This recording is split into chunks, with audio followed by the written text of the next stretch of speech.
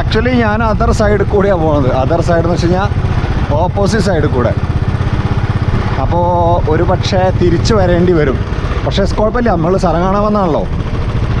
കാരണം എന്ന് വെച്ചാൽ എനിക്ക് പോകേണ്ട സ്ഥലം ആണോ ഈ സ്ഥലം എന്നെനിക്ക് അറിയില്ല.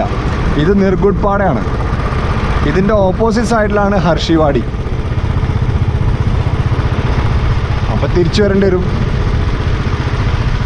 അതിലിപ്പോൾ എന്താ പ്രശ്നം? എല്ലാറ്റിനും ഒരു തിരിച്ചു വരവുണ്ടല്ലോ.